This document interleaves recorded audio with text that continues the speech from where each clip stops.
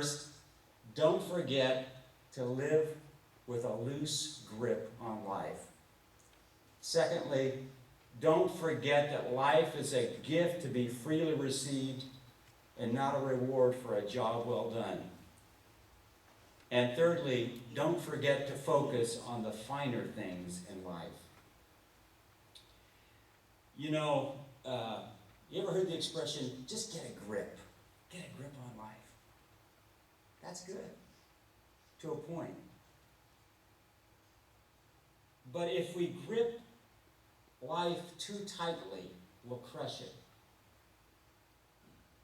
So really what the writer of Philippians is saying is live life with a loose grip on life.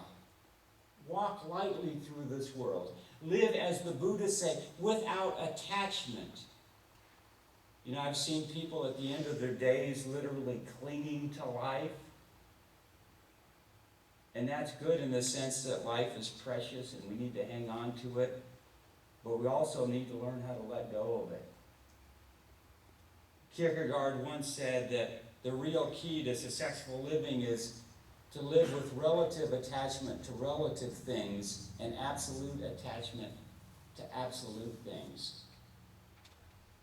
Well, politics is a relative thing. It's not a bad thing. It's just not an ultimate thing. It's not an absolute thing. But when the church or God's people are so invested in politics that it compromises its true calling to be a prophetic conscience and a prophetic voice, then something has gone terribly wrong. And this has happened throughout history, from the Holy Roman Empire to ancient Israel.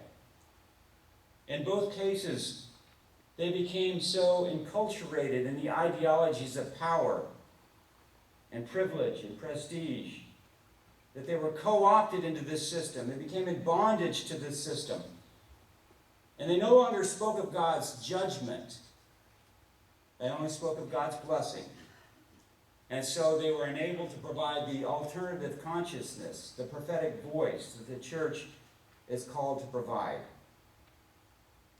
Politics is relative. Many things in life are relative. They're not absolute. They're not final. They're not eternal. Really, there's only one thing that's eternal.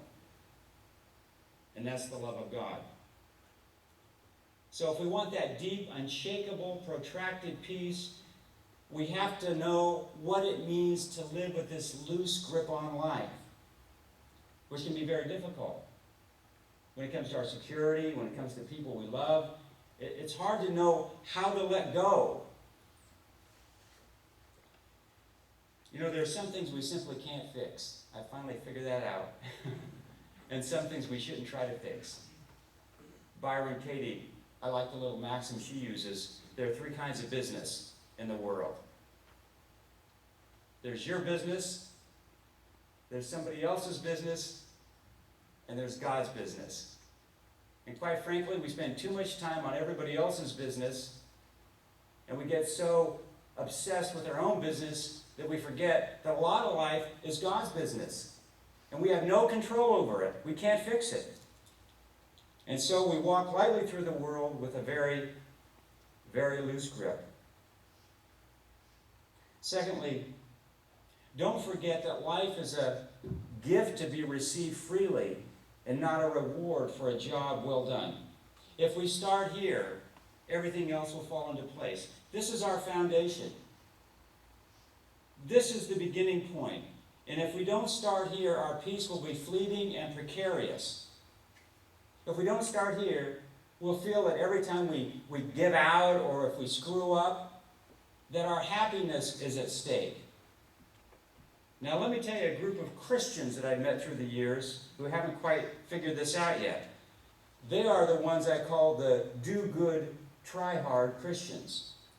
Now there's nothing wrong with doing good, and there's nothing wrong with trying hard.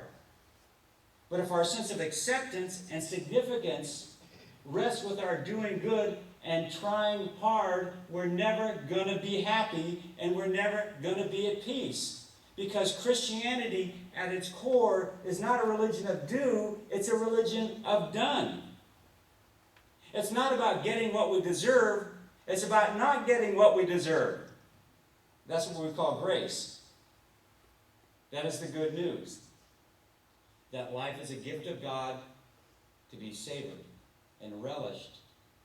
And that if we simply cooperate with God, the universe will conspire to meet our needs. Now, I know that may sound a little glib or a little cliche, and I am not minimizing the suffering of humanity.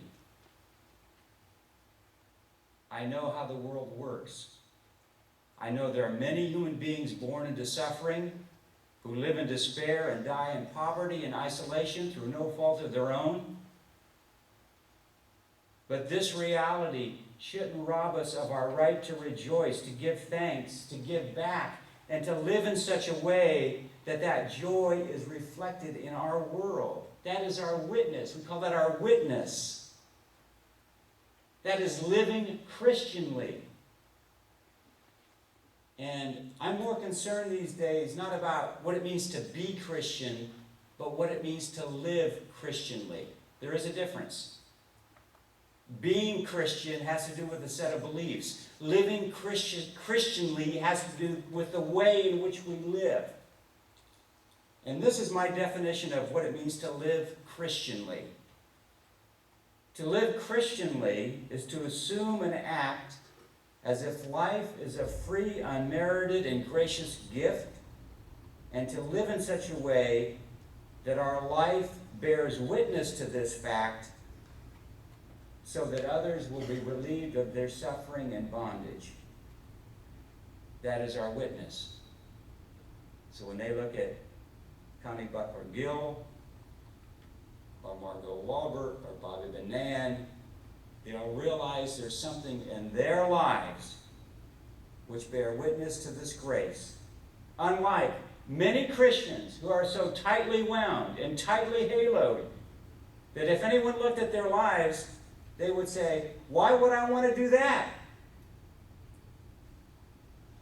Our greatest calling and greatest responsibility as people of faith is to live out of that grace in such a way that our lives represent what I call a non-anxious presence in the world. You got a little acronym, NAP.